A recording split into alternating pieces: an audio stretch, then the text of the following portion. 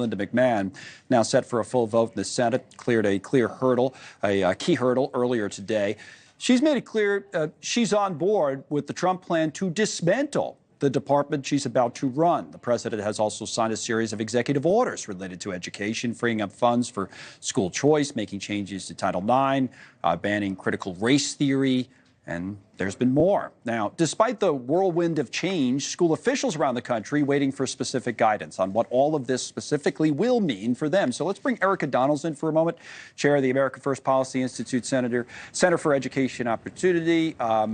Welcome back, live as you see from the White House. Was there for an event today. So thanks for coming on with us for a few minutes. What about the changes? What would you say about Trump month one and what progress has been made on education?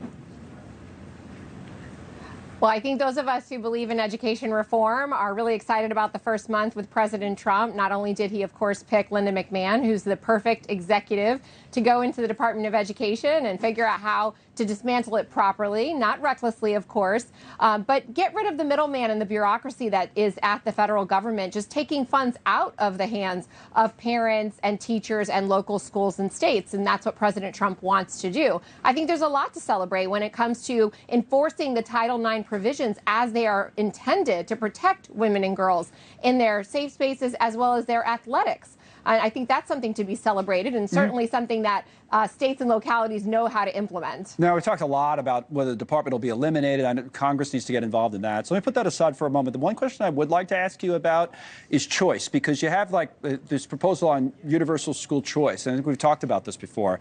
I did see some reporting that there were some conservatives who had questions about that. You know, in other words, they thought, you talk about the being bureaucratic, see it from Forbes. The pushback is that the public schools are already captive markets, and universal school choice would pull private and home educators into the same bureaucratic web, ensuring no child's truly free from government influence. So could it have an unintended effect? Have you heard that, or do you worry about that?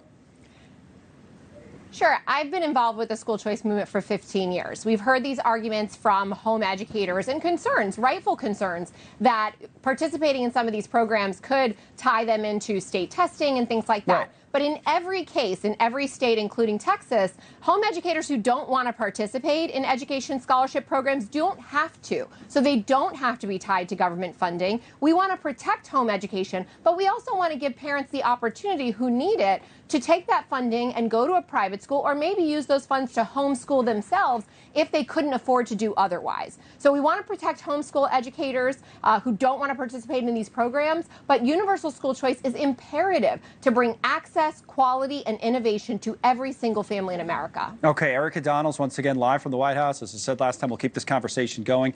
Thanks for joining us tonight. We appreciate it very much. Now this.